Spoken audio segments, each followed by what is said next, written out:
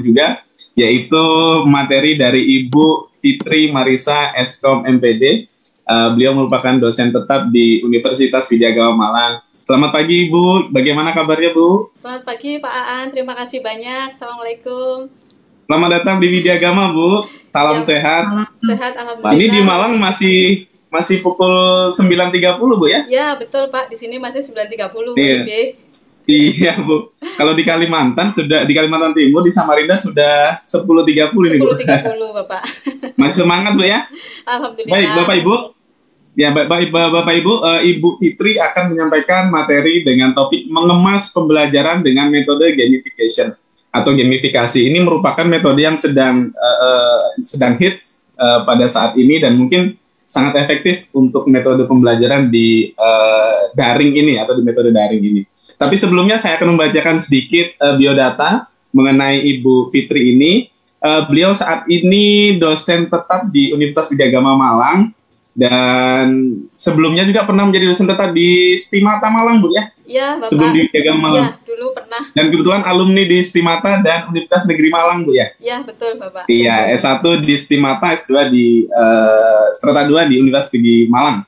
Ya. Komunikasi e-learning, teknologi pembelajaran komunikasi e-learning. Betul. Dan ada beberapa prestasi ini nasional maupun internasional. Yang pertama menjadi kaprodi berprestasi di Universitas Widyagama Malang. Kalau boleh tahu kaprodi apa Bu ya? Saya kebetulan kaprodi teknik informatika Pak Aan. Oh, teknik informatika Bu, luar biasa. Dan yang kedua menjadi nominator kaprodi berprestasi nasional perwakilan kooperatif wilayah 8 tahun 2015. Dan internasional memperoleh penghargaan Best Paper International Conference di ICITB pada tahun 2016 Bu ya. Dan masih banyak lagi nih prestasinya, kalau saya bacakan tampaknya akan lebih banyak waktu saya Bu nanti untuk menjelaskan. Mungkin langsung saja Ibu, waktunya 45 menit, tapi nanti kalau ada diskusi boleh lebih, karena yang kita inginkan adalah bagaimana apa yang Ibu sampaikan bisa nyampe kepada peserta nanti. Baik, Bapak. Silakan Ibu, baik, 45 menit, monggo. Terima kasih Bapak Aan. Baik, bismillahirrahmanirrahim. Assalamualaikum warahmatullahi wabarakatuh.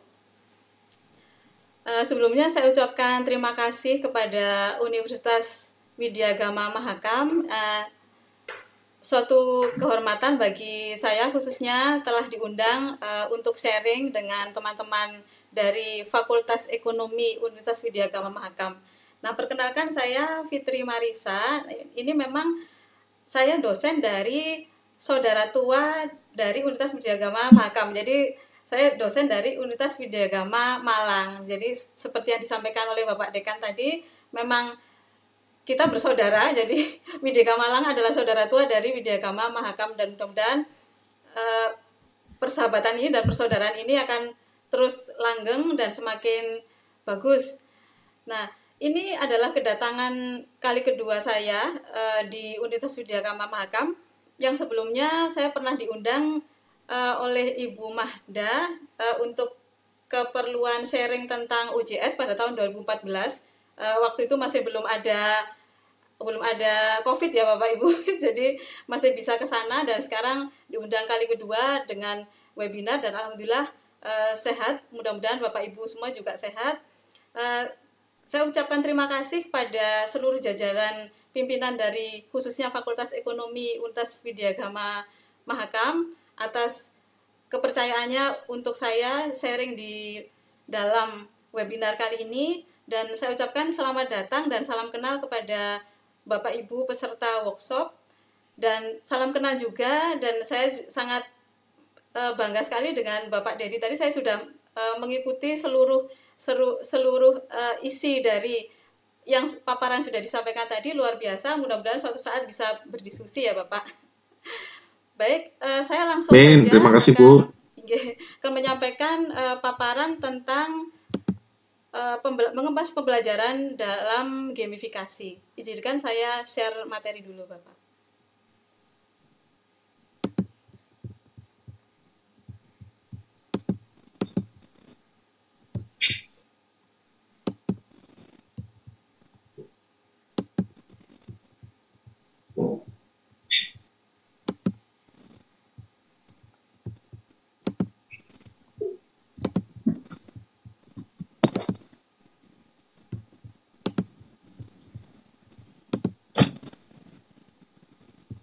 Baik, apakah sharing screen saya sudah bisa terlihat, Bapak Ibu? Sudah Bu. Terlihat Bu. Baik.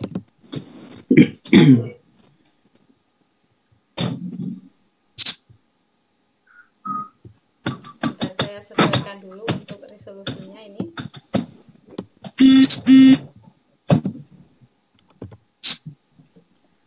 Baik, untuk yang saya sampaikan dalam kesempatan kali ini, saya melengkapi apa yang sudah disampaikan oleh Pak Dedi tadi tentang bagaimana mengelola pembelajaran di masterclass, terutama untuk saat ini kita mengajar di era generasi Z. Ya, memang sebuah tantangan ya Bapak Ibu mengajar di generasi Z, dan juga tantangan juga bagi kita, bagi para akademisi, bagi para dosen yang memiliki latar belakang yang berbeda. Ada yang mulai dari generasi baby boomers, alhamdulillah sehat dan bersemangat ya.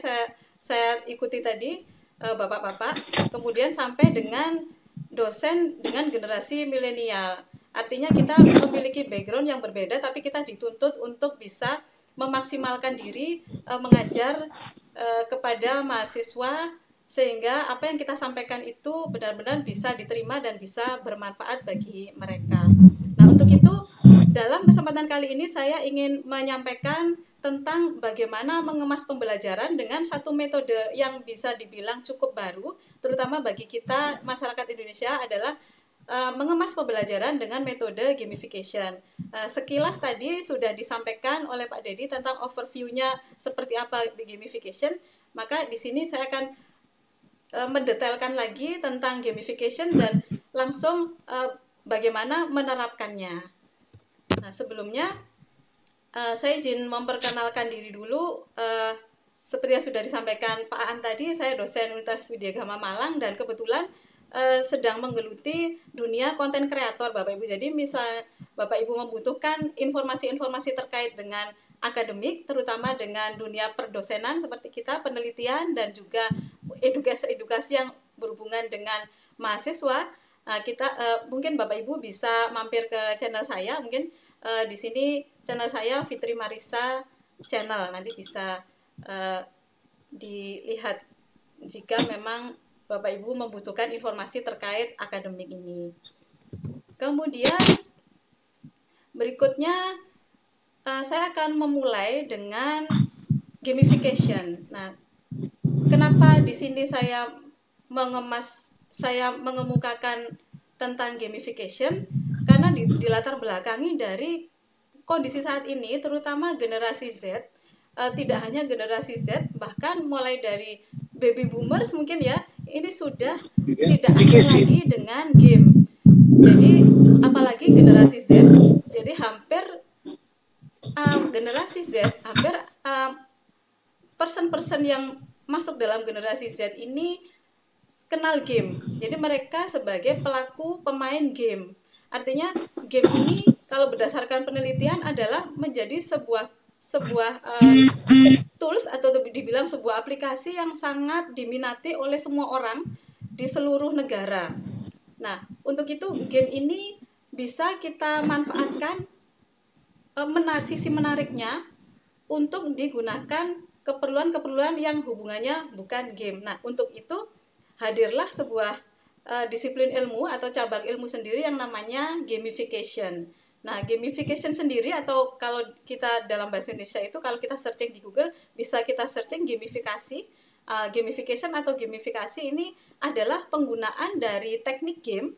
Jadi, kita menggunakan teknik-teknik game tersebut. Di dalam game itu misalnya ada point, ada reward, ada leaderboard, dan lain sebagainya. Nah, itu teknik dan cara berpikirnya kita adopsi untuk meningkatkan retensi dan motivasi pada sistem-sistem yang non-game. Jadi sudut pandangnya seperti itu. Gamification itu kita menggunakan komponen-komponen atau teknik game ataupun apa yang ada di dalam game tersebut difungsikan untuk diberlakukan dalam sistem yang non-game, baik itu dalam sistem pembelajaran maupun di dalam sistem bisnis. Yang tujuannya untuk apa? Tujuannya adalah untuk meningkatkan retensi atau keterlibatan dan juga meningkatkan motivasi. Nah, yang kita soroti di sini adalah peningkatan dari retensi dan motivasi inilah yang berpotensi untuk bisa mengimprove atau meningkatkan motivasi dari pembelajaran yang diharapkan bisa lebih siswa ataupun mahasiswa itu bisa lebih tertarik dengan pembelajaran yang kita lakukan. Seperti itu. Kemudian kalau kita melihat lagi yang bermula dari game tadi, nah ternyata di dalam dunia informatika ini khususnya itu ada game, kemudian ada juga game edukasi. Kita mungkin sering mendengar ya game edukasi. Kemudian ada lagi gamification atau gamifikasi. Nah, seringkali kalau kita masih awam, kita masih bingung. Jadi sebenarnya perbedaannya apa sebenarnya antara game edukasi atau gamifikasi. Jadi perbedaan dari keduanya ini apa? Nah, sebenarnya perbedaannya itu begini. Jadi intinya kalau game itu memang murni yang tujuannya untuk entertainment. Jadi tujuannya untuk kesenangan. Jadi apapun itu yang ada di dalam game itu adalah tujuannya untuk kesenangan, untuk having fun saja. Tidak ada pesan-pesan yang di situ ketika kita selesai melakukan game itu ada hal yang bisa kita pelajari. Itu memang secara konsep tidak ada kalau untuk game. Tapi game ini terbukti menyenangkan karena terbukti banyak yang menggunakan itu untuk game. Kemudian kalau game based learning itu permainan, jadi pengemasan permainan yang seakan-akan ini adalah game, tapi sebenarnya tujuannya itu bukan di kesenangannya, bukan di menang kalahnya sebuah permainan ini, tapi tujuannya adalah untuk supaya setelah mengalami atau setelah bermain dalam game tersebut ada hal yang bisa dipelajari. Jadi ada pesan yang ingin disampaikan yang mana tujuannya agar pemain itu bisa mendapatkan sesuatu setelah melakukan game edukasi itu. Nah, itu adalah game based learning. Nah, itu perbedaan. Kemudian ada lagi terdapat pengembangan lagi namanya gamification. Nah, gamification itu apa? Nah, seringkali rancu antara game based learning dengan gamification, padahal mereka berbeda. Kalau game based learning tadi sesuai dengan yang saya sampaikan tadi, dalam bentuk permainan game bisa jadi, atau mungkin permainannya mungkin separuh game, separuh bukan game gitu ya. Selanjutnya setelah mengalami permainan maka mereka mendapatkan sesuatu yang sifatnya edukasi. Tapi kalau gamification ini adalah menggunakan teknik-teknik atau komponen-komponen game yang mana komponen tersebut digunakan untuk memotivasi atau meningkatkan retensi terhadap sistem-sistem yang non-game. Nah, ini bisa kita manfaatkan, kita sebagai akademisi, untuk mengemas pembelajaran yang kita berlakukan dengan menggunakan gamification tadi, yaitu menggunakan komponen-komponen game. Nah, secara lebih detail mungkin saya bisa ilustrasikan Bapak Ibu. Ini sekedar contoh ya untuk apa sih perbedaannya antara game serius, kemudian game edukasi dan gamification, agar lebih bisa memahami lagi perbedaannya itu apa. Nah, ini saya contohkan misalnya ada sebuah game yang namanya mungkin Bapak Ibu sudah pernah memainkan ini ya, misalnya hopscotch.com. Nah, hopscotch ini adalah sebuah permainan, kalau di Jawa itu bisa dibilang engklek gitu ya, kalau bahasa Jawa engklek ini, atau melompat dari kotak satu ke kotak yang lain. Nah, saya umpamakan satu permainan ini dengan satu permainan ini saya akan ilustrasikan apa sih perbedaan antara game atau game serius ini, kemudian game edukasi dan gamification. Nah, di dalam hopscotch ini kalau kita lihat di sudut pandang game atau game serius, bahwa game atau game serius adalah sebuah permainan yang di dalamnya memiliki aturan main dan objektif atau tujuan yang harus dicapai pemain. Jadi intinya kalau ciri-cirinya game itu ada tujuan yang ingin dicapai. Nah, melalui apa? Melalui aturan-aturan. Sementara yang melakukan siapa? Subjek ini, yaitu pemain atau players. Nah, dengan aturan ini, akhirnya players itu berusaha untuk mencapai itu. Sehingga setelah tercapai, maka dia akan menghasilkan atau mendapatkan reward. Karena mereka ingin mencapai tujuan. Mereka ingin mencapai tujuan kan ingin mendapatkan sesuatu ya yang sudah dijanjikan dalam aturan tersebut. Jadi misalnya aturan di dalam game hopscotch ini aturannya melempar objek lingkaran.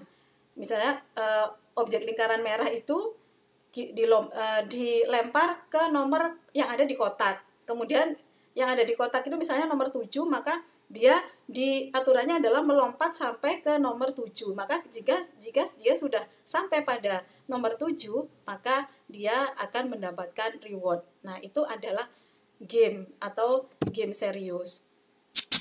Nah, sedangkan game edukasi kalau di dalam permainan hopscotch ini, nah game edukasi sebenarnya kita bisa memanfaatkan sisi edukasinya di dalam permainan ini misalnya. Tapi meskipun seperti itu, tidak semua permainan ini mengandung edukasi yang kita targetkan itu, tapi kita juga bisa mengambil dari sisi-sisi mana yang bisa kita bangkitkan bahwa ini ada nilai edukasinya.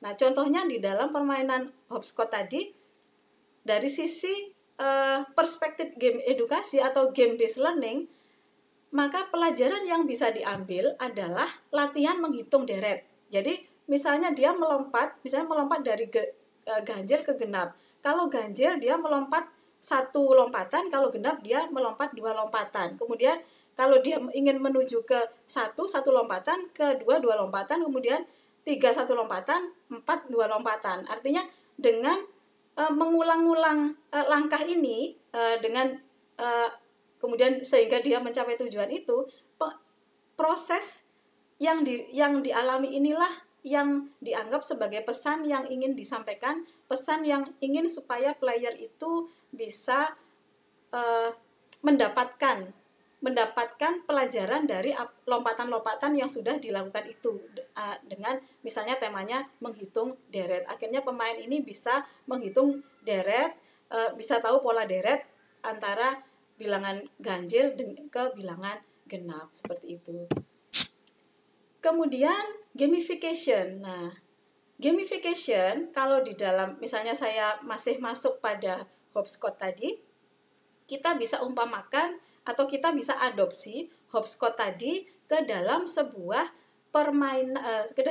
sistem non game. Anggap saja kita di sini memberlakukan kelas gitu ya. Nah, dalam kelas ini kita ingin melakukan supaya mahasiswa itu termotivasi, kita ingin berikan reward terhadap mereka. Maka di sini yang berperan sebagai player itu adalah student. Nah, kalau di sini dicontohkan kan employee ya. Nah, yang bisa berperan sebagai player adalah student. Sedangkan mekanika atau langkahnya adalah mendapatkan reward atau mendapatkan award. Kalau di sini ada piala-piala ini ya, mendapatkan award dalam organization level.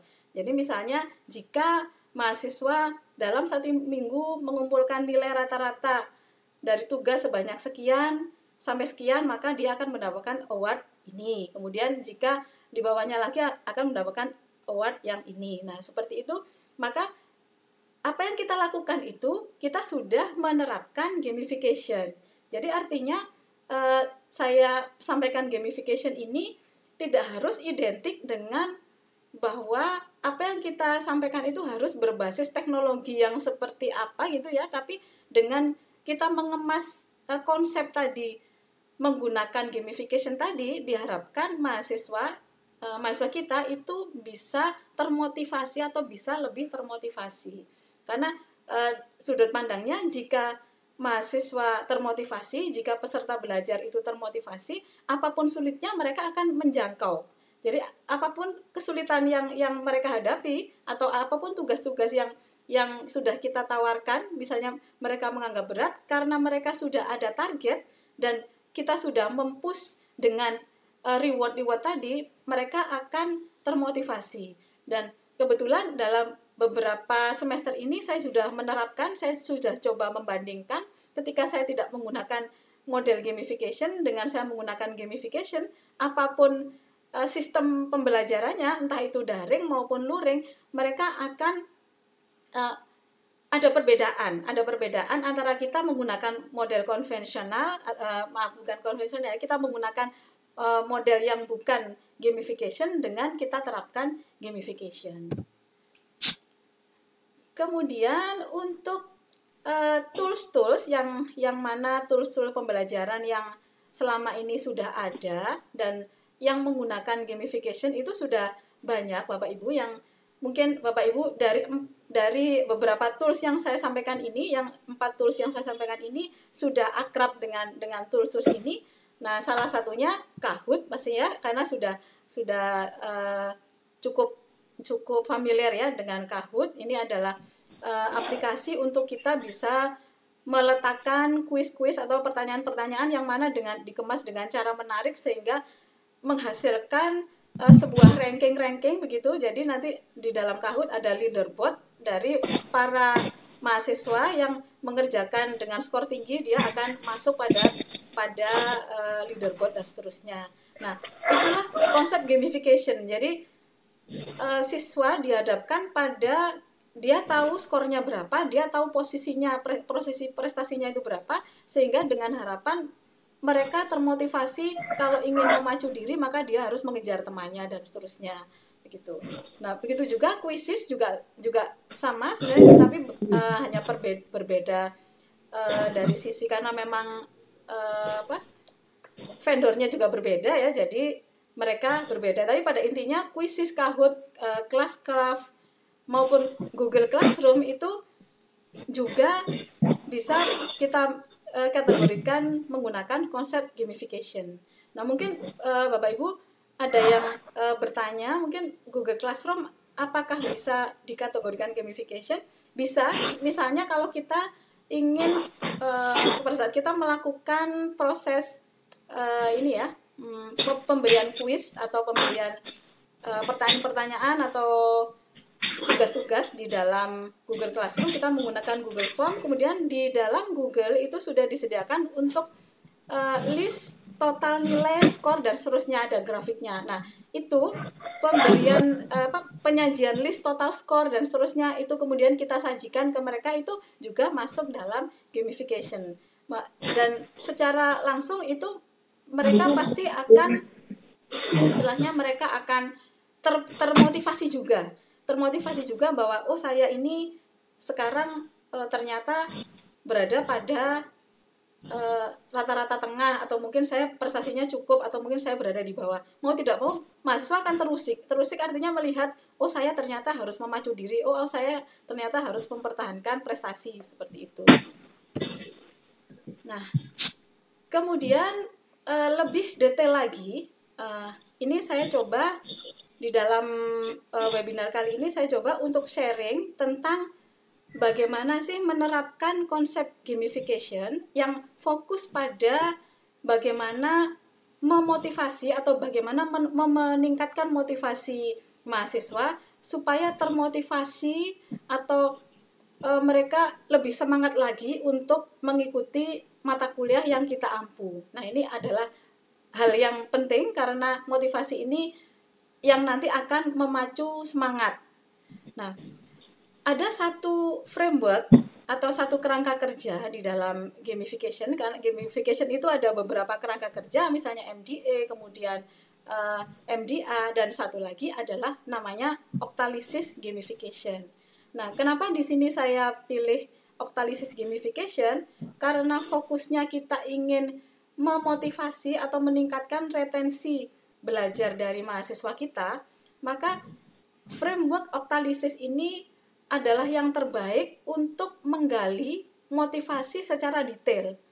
Nah, kenapa dia diklaim seperti itu? Karena Octalysis Gamification Framework ini adalah satu-satunya framework dalam gamification yang membagi motivasi itu di dalam 8 core drive. Jadi core drive atau dorongan dari dalam ya. Jadi motivasi itu menurut Octalysis Framework itu terbagi menjadi 8 core drive. Nah, jadi di dalam Octalysis ini beranggapan bahwa pedoman bahwa seseorang melakukan sesuatu pasti termotivasi dari 1 sampai 8 core drive tersebut. Nah, untuk itulah tujuan kenapa saya kemukakan Octalysis ini adalah untuk membangkitkan core drive dari mahasiswa kita dengan kita mengemas pembelajaran tersebut berdasarkan dorongan tersebut. Nah, sekarang kita akan ulas satu persatu dari core drive, kemudian bagaimana contohnya. Nah, ini saya langsung saya akan langsung sampaikan core drive, misalnya core drive epic meaning itu seperti apa, kemudian contoh penerapannya bagaimana. Nah, ini kebetulan contoh yang pernah saya terapkan dan berdasarkan literatur dari penerapan-penerapan yang dilakukan oleh para akademisi yang lain. Oke, ini adalah penjabaran dari seluruh core drive-nya, jadi semacam graf oktagon begitu. Nah, lebih detailnya ada di sini. Nah, yang pertama kita akan membahas tentang core drive yang namanya epic meaning and calling. Nah, satu core drive ini atau satu detail motivasi ini adalah dorongan untuk melakukan pekerjaan atas dasar kepentingan orang banyak, di atas kepentingan pribadi. Jadi di dalam diri masing-masing individu itu, kalau berdasarkan Octalysis ini, dia akan melakukan sesuatu terdorong karena ada kepentingan yang lebih besar dari dirinya. Jadi tanpa kita sadari, kita pun juga melakukan, kadang kita melakukan sesuatu karena itu, Bapak Ibu ya. Nah, ini juga tidak terlepas juga dengan mahasiswa kita. Jadi ternyata ada dorongan yang mana ketika dia melakukan sesuatu, ingin melakukan sesuatu, terdorong karena itu tadi, ingin melakukan pekerjaan atas dasar kepentingan orang banyak atau di atas kepentingan pribadi. Nah, ini gambarnya kalau Octalysis berada di posisi atas ya, kode ke-1. Nah, sekarang seperti apa contoh konkret penerapannya gitu ya. Contoh konkret penerapannya berdasarkan pengalaman dan berdasarkan dari apa yang saya baca, contohnya begini. Kita sebagai dosen itu menanamkan patriotisme ke siswa ataupun ke mahasiswa dengan cara menanamkan pemahaman bahwa jika mengikuti mata kuliah dengan serius adalah menjadi bagian dari peran mencerdaskan generasi bangsa. Nah, jadi titik tekannya adalah mencerdaskan generasi bangsa. Nah, bagaimana kita bisa memberikan kesadaran kepada mahasiswa kita bahwa apa yang dilakukan ketika mereka rajin itu bukan hanya dia yang akan terimprove, tapi juga ini hubungannya dengan generasi bangsa. Nah, kita ajak mereka untuk memikirkan itu. Nah, jika dari sisi pribadi masing-masing mahasiswa ini memiliki core drive ke-1 ini besar, maka dia akan terdorong. Kemudian dia akan lebih termotivasi. Oh, saya akan lebih rajin supaya saya bisa seperti ini. Saya bisa berperan untuk mencerdaskan kehidupan bangsa. Misalnya seperti itu. Jadi ini kelihatan klise Bapak Ibu, tapi ini efektif. Jadi ini cukup efektif untuk memotivasi siswa. Apalagi mahasiswa ini kan rentangan usianya antara 19 sampai 21 ya. Antara 18 sampai 21. Ini adalah di mana mereka ingin diakui, ingin dihargai begitu ya. Jadi dengan peran mereka akan merasa termotivasi untuk melakukannya. Nah, contoh yang kedua misalnya dalam setiap kelompok ditanamkan, misalnya Bapak Ibu berlakukan kelompok, maka dalam setiap kelompok ditanamkan pentingnya peran masing-masing individu adalah untuk mensukseskan misi kelompok. Jadi ditanamkan ketika mahasiswa dibentuk kelompok, ditanamkan kepada masing-masing pribadi mereka bahwa keaktifan mereka menentukan kelangsungan atau menentukan prestasi kelompok. Artinya dengan mereka berperan menjadi yang terbaik, mereka akan bisa mengangkat derajat atau mengangkat prestasi kelompoknya. Nah, seperti itu.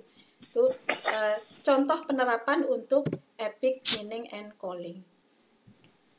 Nah, kemudian core drive yang kedua. Nah, core drive yang kedua adalah development and accomplishment. Nah, development and accomplishment ini di antara 7 core drive yang lain, core drive 2 ini paling mudah untuk diaplikasikan dan paling banyak yang memfavoritkan. Kenapa begitu? Karena dorongan ini atau core drive ini adalah dorongan untuk melakukan pekerjaan atas pencapaian prestasi tertentu. Dalam core drive ini menciptakan tantangan adalah sangat penting. Jadi intinya di dalam core drive development and accomplishment ini adalah bagaimana mendorong mahasiswa untuk berprestasi. Jika mereka berprestasi, maka mereka akan mendapatkan reward, mereka akan mendapatkan poin. Karena pada dasarnya secara individu, setiap diri individu ketika melakukan sesuatu pasti dia ingin mengharapkan sesuatu. Nah, dasar inilah yang dijadikan oleh core drive development itu untuk mendorong motivasi atau mendorong retensi dari player atau dari seseorang untuk melakukannya. Nah, contohnya sangat mudah Bapak Ibu ini dan setelah kami melakukan ini sangat efektif, yaitu misalnya contoh pemberlakuan poin reward untuk setiap keaktifan siswa. Keaktifan ini bisa kita kategorikan bermacam-macam sesuai dengan style Bapak Ibu. Misalnya pemberian kuis yang setiap kali ada pertemuan diadakan latihan-latihan, mungkin dalam satu pertemuan 1 atau 2 latihan diberikan poin bagi misalnya 3 orang pertama yang bisa menjawab mendapatkan poin sekian atau mendapatkan nilai sekian, berikutnya akan mendapatkan poin sekian. Nah, itu ternyata berdasarkan pengalaman kami dan juga dari pengalaman-pengalaman yang lain, ini sangat efektif untuk mengimprove atau meningkatkan retensi dan motivasi dari mahasiswa kita. Kemudian jangan lupa juga mereka membutuhkan untuk dilihat juga oleh temannya ya. Jadi ini kita manfaatkan dengan menampilkan papan prestasi atau menampilkan leaderboard dalam kelas. Jadi kalau misalnya kita mengajar online, misalnya ketika kita melakukan pertemuan daring atau mungkin di dalam Google Classroom atau mungkin di dalam WhatsApp group, kita bisa menyampaikan bahwa untuk periode bulan sekian, pertemuan sekian sampai ke sekian, yang nilainya mengumpulkan nilai terbanyak adalah siapa, atau 10 besar yang mengumpulkan nilai terbanyak adalah siapa. Nah, ini ternyata sangat efektif. Kemudian untuk core drive yang ketiga adalah empowerment and creativity. Nah, empowerment and creativity ini adalah drive untuk melakukan proses kreativitas atau mereka mencari hal baru yang berusaha melibatkan pengguna. Jadi empowerment creativity ini terinspirasi dari dorongan ternyata ada dalam diri seseorang itu melakukan sesuatu itu karena ingin merasakan hal baru, ingin mengalami pengalaman baru. Nah, biasanya ini adalah disukai oleh mahasiswa yang suka hal-hal baru, suka eksplorasi. Nah, ternyata ini cukup efektif untuk mereka-mereka yang memiliki core drive yang tinggi di posisi ini. Nah, misalnya kita memberlakukan begini. Bisa kita memberlakukan di dalam kelas gitu ya, di dalam kelas virtual atau mungkin luring, kita melemparkan ide-ide. Atau kita melemparkan ide-ide tugas untuk memberi kesempatan kepada siswa mengusulkan ide baru agar lebih bersemangat mengerjakan. Jadi misalnya kita melemparkan nih, ini ada tema, misalnya saya habis menjelaskan tentang misalnya clustering di dalam data mining. Nah, saya melemparkan ide, kira-kira kalian punya ide enggak untuk tugas kali ini, tema tentang apa? Nah, mahasiswa diberikan keleluasaan untuk melemparkan idenya yang berhubungan dengan tugas. Itulah bisa memotivasi bagi siswa-siswa yang memiliki core drive 3 yang tinggi ini untuk tampil, untuk memotivasi mereka, atau mereka akan termotivasi untuk terus mengikuti mata kuliah kita. Itu salah satunya. Kemudian yang kedua, misalnya memberikan fasilitas kepada siswa untuk menghitung sendiri nilai secara objektif. Jadi seperti yang biasanya saya lakukan, saya mengajar pemrograman, jadi setiap pertemuan saya punya latihan-latihan begitu, kemudian setiap latihan saya nilai, lalu setiap mahasiswa itu saya arahkan untuk memiliki portofolio. Jadi portofolio itu isinya adalah tugas ini nilainya berapa, ada paraf dosen kalau misalnya luring, atau kalau paraf digital dosen, artinya itu sah, adalah nilai yang dimiliki oleh mahasiswa tersebut dan mereka yang mengelola, mereka yang memegang. Nah, ini akan memacu semangat mereka bahwa saya sudah memiliki nilai sekian, saya memiliki skor sekian. Nah, seperti itu. Nah, kemudian yang keempat adalah core drive, ownership and possession. Nah, ownership and possession ini adalah dorongan di mana yang memiliki motivasi kepemilikan terhadap sesuatu dan berusaha meningkatkannya. Jadi sebenarnya ownership ini ada hubungannya dengan creativity tadi. Jadi misalnya kalau kita bermain game, kita misalnya memiliki avatar. Jadi kita punya style sendiri. Kemudian kita memiliki personalisasi beranda kita sendiri. Nah, itulah yang namanya ownership and possession. Jadi di dalam diri individu ini termotivasi untuk melakukan sesuatu karena mereka memiliki keleluasaan, memiliki otoritas ya, memiliki daerah teritori sendiri, memiliki daerah teritori mereka yang bisa mereka kelola dan bisa dari daerah teritori tersebut bisa diapresiasi oleh yang lain gitu. Jadi contohnya misalnya begini. Contoh penerapannya adalah memberlakukan dan menyediakan media portofolio, aktivitas dan prestasi siswa seperti yang saya sampaikan tadi di core drive 3. Jadi dengan kita memberikan semacam keleluasaan portofolio yang mereka kelola sendiri, kalau berbasis digital mungkin kita bisa menciptakan sebuah kalau ada fasilitas di dalam kampus, misalnya ada semacam personalisasi student, kita bisa memanfaatkannya. Tapi kalau misalnya tidak ada, dengan cara sederhana kita bisa memberikan keleluasaan mereka mengelola nilai. Nah, nilai itu kita akui sebagai wilayahnya mereka. Gitu. Artinya wilayah untuk ini ya, untuk menyimpan dan mengumpulkan. Kemudian yang kedua misalnya memberlakukan nama-nama avatar untuk siswa yang sampai pada pencapaian tertentu misalnya. Jadi kita berlakukan di dalam kelas itu ada pemberlakuan pencapaian tertentu. Kalau misalnya mencapai maka diberi avatar. Nah, itu cukup sangat memotivasi mahasiswa kita. Insya Allah. Dan selanjutnya core drive yang kelima adalah social influence and relatedness. Jadi social influence and relatedness ini adalah dorongan di mana individu itu termotivasi dari interaksi sosial. Jadi dia termotivasi, kadang di dalam diri kita pun juga kita termotivasi melakukan sesuatu karena orang lain. Entah orang lain itu kita terinspirasi karena prestasinya ataupun kita merasa tersaingi. Atau mungkin kita intinya dorongan itu adalah disebabkan orang lain. Nah, dorongan inilah yang bisa kita manfaatkan untuk mahasiswa kita menciptakan iklim berkompetisi yang sehat dan menciptakan iklim kolaborasi yang bagus, yang bersinergi. Jadi sebenarnya ada dua hal yang memang kelihatannya berseberangan, tapi dengan dua model ini, entah itu kita manfaatkan kolaborasinya atau manfaatkan kompetisinya atau kita manfaatkan dua-duanya, yang mana tujuannya itu adalah memotivasi. Intinya untuk memotivasi mahasiswa itu meningkatkan prestasinya masing-masing. Nah, contohnya misalnya dosen atau pengajar menciptakan tokoh di kelas yang bisa menginspirasi teman-temannya.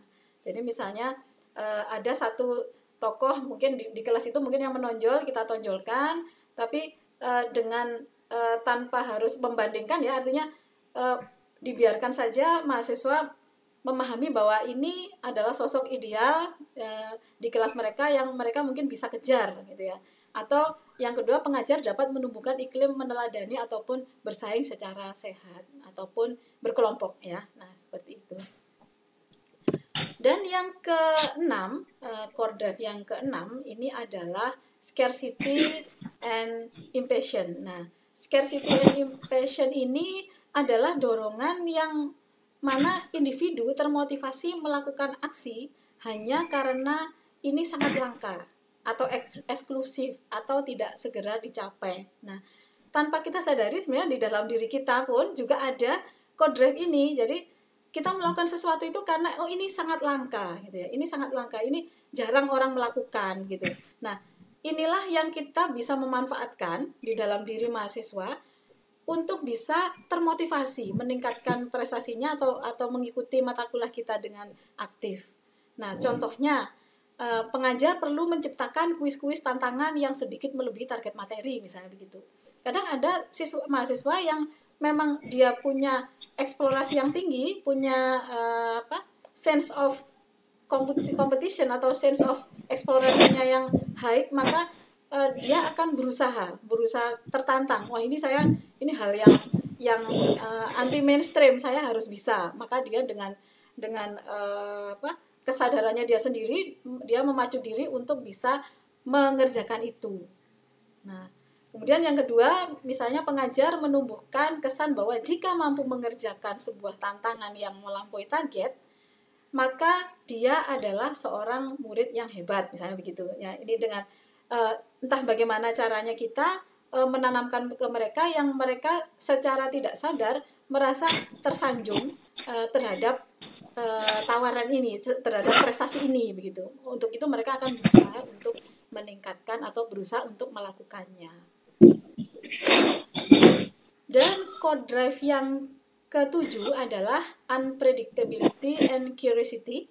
Nah, unpredictability and curiosity ini sebenarnya antara core drive 6, 7, dan 8 ini sebenarnya saling bersinergi ya. Nah, kalau unpredictability ini adalah dorongan yang termotivasi melakukan aksi karena sesuatu tersebut susah diprediksi. Jadi kalau yang scarcity tadi dia terdorong karena ini sangat langka gitu ya, sangat langka. Kalau dia melakukannya maka dia menjadi seseorang yang hebat gitu ya. Sedangkan kalau yang unpredictability ini adalah terdorong karena sesuatu tersebut adalah susah diprediksi. Jadi dia tidak mau melewatkan kesempatan gitu. Jadi untuk itu misalnya kita di awal sudah menyampaikan kepada mahasiswa anak-anak untuk pembelajaran kali ini kuis dan semacamnya ini akan diberikan sewaktu-waktu begitu. Nah, untuk itu mereka akan antisipasi jangan sampai mereka ini tidak masuk misalnya gitu. Jangan sampai mereka tidak mengikuti karena sesuatu yang di luar dugaan, mungkin tugas yang nanti akan mereka terima itu bisa datang sewaktu-waktu. Untuk itu mereka tidak ingin melewatkan kesempatan tersebut. Nah, itu yang dinamakan unpredictability and curiosity. Nah, contohnya misalnya pengajar perlu melakukan tugas-tugas yang sifatnya insidensial tadi. Kemudian waktunya ditentukan secara acak. Kemudian pengajar menumbuhkan kesan bahwa tugas tersebut susah diprediksi waktunya. Tadi seperti yang sudah saya sampaikan tadi. Dan yang terakhir, core drive terakhir adalah core drive loss and avoidance. Nah, ini sangat berhubungan erat dengan core drive 7. Jadi dorongan ini termotivasi melakukan aksi karena takut kehilangan kesempatan.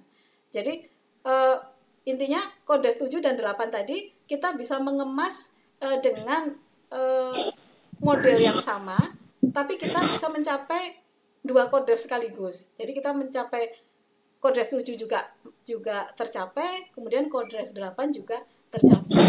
Nah, contohnya adalah pengajar perlu melakukan tugas yang sifatnya insidental sama ya. Jadi intinya keduanya saling bersinergi.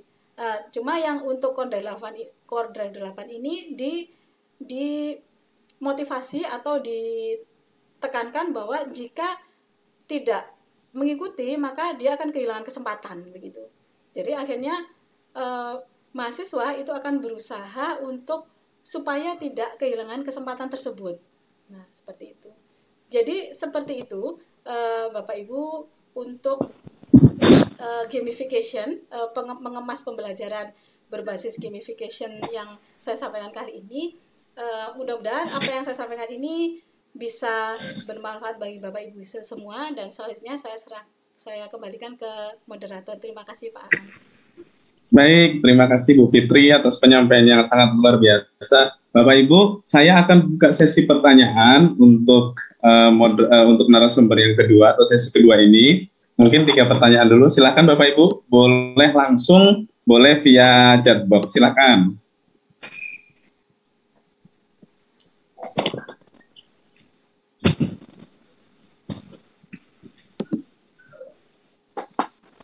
Biasanya Bu Erni nih yang paling awal bertanya ini.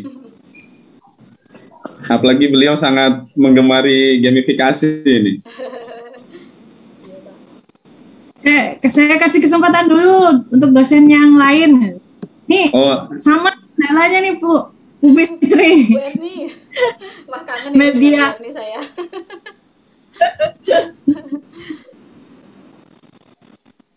Silakan Bapak Ibu.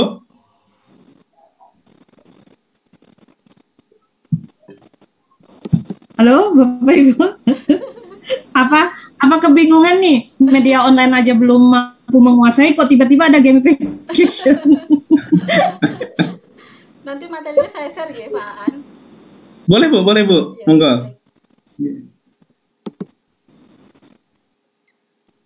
Sambil saya share ini Pak, sambil menunggu yang lain. Oke, Pak Aan, kalau begitu saya aja Pak Aan. Oh ya, silakan. Monggo Bu Erni. Ibu Syahirni. Baik, terima kasih Bu Fitri sudah berkenan bergabung. Saya juga terima kasih Bu Erni. Kangen ya. Kami di Widyagama itu punya apa ya namanya, kalau SPADA itu istilahnya apa ya, kalau media pengajaran online itu SPADA gitu ya. Jadi dosen-dosen itu punya akun di SPADA, kemudian mereka di situ bisa upload materi, absen mahasiswa di situ, gitu. Kemudian di situ ada fitur kuis gitu Bu. Iya. Jadi dalam kuis itu nanti macam-macam tipe-tipe kuisnya, ada bisa esai, ada pilihan berganda, ada pilihan tunggal, ada benar atau salah, macam-macam tipe-tipenya Bu. Kemudian ketika mahasiswa sudah menjawab, skor nilainya langsung lihat mereka gitu. Itu apa masuk di gamification itu enggak Bu? Betul Bu Erni. Jadi itu jelas gamification, karena di dalam gamification itu kan yang kental ini penggunaan poin, reward, kemudian ditampilkan prestasinya, itu adalah gamification. Jadi itu sudah pasti gamification Bu Erni. Dan kita bisa manfaatkan untuk pembelajaran kita, misalnya kita tidak menggunakan SPADA atau mungkin kita menggunakan model kita sendiri, kita bisa menggunakannya seperti itu. Oke. Oh berarti SPADA termasuk tuh Bu ya. Berarti saya dan beberapa dosen yang lain jika sudah menggunakan itu berarti masuk di gamification gitu Bu ya. Betul. Karena skor nilainya tuh terlihat, misalnya nanti kuis 1 nilainya terlihat skornya, kemudian kuis 2, kuis 3, jadi kayak portofolio mahasiswa juga jadinya Bu, karena nama mahasiswa ada. Betul. Oh iya. Jadi tetap dipertahankan Bu, saran saya itu cukup memotivasi. Cukup motivasi bagi mahasiswa kita. Jadi dengan ditampilkan prestasi itu bagi yang rata-rata kan memang memiliki iklim bersaing yang tinggi ya, apalagi anak muda, itu biasanya merasa kalau yang prestasinya bagus, merasa saya tidak ingin tersaingi, maka saya harus seperti apa. Bagi yang mungkin prestasinya kurang bagus, maka saya harus mengejar dia gitu. Nah, selama ini kami melakukan seperti itu sangat efektif, Bu Erni. Baik, Bu Erni, terima kasih banyak atas tanggapannya. Berarti dosen di Widyagama sudah ini Bu ya, sebenarnya sudah secara langsung sudah menggunakan gamification ya Bu ya, melalui perangkat SPADA Bu ya? Iya, alhamdulillah Bapak. Jadi sebelum pandemik itu juga kita memperlakukan gamification, meskipun dulu sebenarnya kami tidak paham ini adalah gamification, tapi ternyata begitu kami teliti, ternyata ini adalah gamification dan ada motivasi-motivasi yang kita bisa bangkitkan lagi, sehingga kita lebih bisa kreatif lagi untuk mengelola pembelajaran itu tadi, Pak. Nah, baik Bu, terima kasih banyak Bu Fitri. Sama-sama. Baik Bapak Ibu dosen yang lainnya, apakah ada tanggapan atau pertanyaan? Silahkan Bapak Ibu.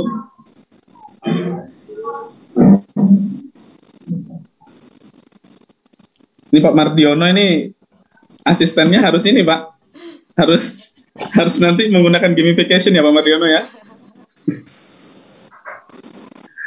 Jadi kalau kita menggunakan gamification itu, kita pun juga ini Pak, biasanya dosen-dosen pun juga tidak terlalu berat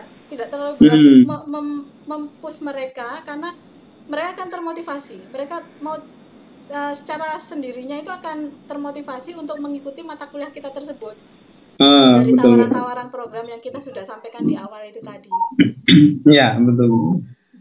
Ini memang sangat menarik Bu ya, gamification ini Bu ya. Kalau untuk di Widya Gama Malang sendiri Bu, bagaimana Bu untuk metode pembelajaran online-nya Bu? Apakah menggunakan apa yang sedang bahasanya kekinian gitu, gamification atau mungkin software-software yang lain Bu? Ya, gini Pak, jadi sama permasalahan itu di antara di Widya Gama Mahaka maupun di Widya Gama Malang itu sebenarnya juga hampir sama kurang lebih Pak, karena kita dosen ini juga terdiri dari generasi yang baby boomers dan sampai dengan generasi yang milenial. Nah ini juga tidak bisa dihindari juga. Tapi di Widya Gama kami di sini sudah memperlakukan LMS, namun ya tetap sama, jadi tidak semua itu bisa masuk ke LMS. Akhirnya para dosen juga menggunakan dengan cara-cara mereka sendiri yang intinya Bapak pimpinan menyampaikan bagaimana caranya supaya mahasiswa tetap termotivasi, entah apapun media yang digunakan, tetap ada patokan ukuran yang sudah ditargetkan oleh Widya Gama Malang, seperti itu. Betul. Kami juga masih berproses juga sebenarnya. Iya Bu, sama kami lagi belajar ini Bu di Universitas Widya Gama Mahaka. Baik, terima kasih banyak Bapak Ibu. Kalau tidak ada, mungkin kita cukupkan sampai di sini sesi materi kedua ini. Terima kasih banyak Bapak Ibu atas kehadirannya. Ibu Fitri, terima kasih banyak penyampaiannya tadi sangat luar biasa. Semoga di lain kesempatan kita bisa sharing lagi Bu ya. Amin. Mengenai mungkin keilmuan, karena Ibu di bidang teknologi, mungkin nanti ada informasi mengenai teknologi yang lainnya bisa di-sharingkan. Terima kasih banyak Ibu Fitri. Sama-sama, baik. Pak. Terima kasih. Sama-sama. Terima kasih banyak Bu Fitri. Sama-sama Bu Erni, dan terima kasih seluruh peserta. Terima kasih banyak. Terima kasih Bu, sehat selalu Bu. Sama-sama. Baik, Bapak Ibu dosen, tadi sudah kita lalui bersama sesi pertama dan sesi kedua. Ini sangat saling melengkapi karena sesi pertama tadi lebih ke tools-nya atau perangkatnya, dan yang kedua tadi metodenya. Jadi untuk pembelajaran online ini sudah sangat gamblang sekali disampaikan oleh dua narasumber kita pada acara seminar online pada hari ini. Baik Bapak Ibu, terima kasih banyak atas partisipasinya. Terima kasih banyak Bapak Wakil Rektor yang sampai saat ini masih berkenan bergabung dari awal sampai akhir. Juga saya notice tadi ada beberapa dosen senior, Bapak Said Zulkifli, terima kasih banyak bertahan dari awal sampai akhir. Bapak Putu dan mungkin yang lainnya, terima kasih banyak. Dan semoga apa yang sudah disampaikan pada hari ini bisa membawa berkah dan menjadi bekal kita semua untuk nantinya. Saya kembalikan kepada Master of Ceremony atau MC. Terima kasih banyak. Assalamualaikum warahmatullahi wabarakatuh. Waalaikumsalam warahmatullahi wabarakatuh. Terima kasih Bu Fitri, Pak Dedi. Sama-sama. Ya, sama-sama Bu. Terima kasih juga semua. Assalamualaikum. Pak Fitri, Bu Fitri, terima kasih. Sama-sama Pak Dedi. Terima kasih. Untuk selanjutnya, sebelum acara penutupan, dimohon kepada Bapak Ibu dosen workshop untuk membuka kameranya masing-masing untuk sesi foto bersama. Yang pertama, ini slide yang pertama dulu Bapak Ibu. Udah siap?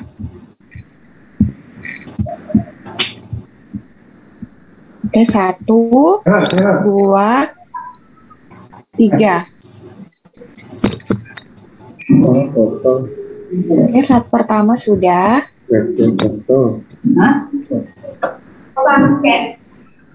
Sekarang untuk yang slide kedua. Foto per slide. Oke. Untuk set kedua, apakah sudah siap? 1, 2,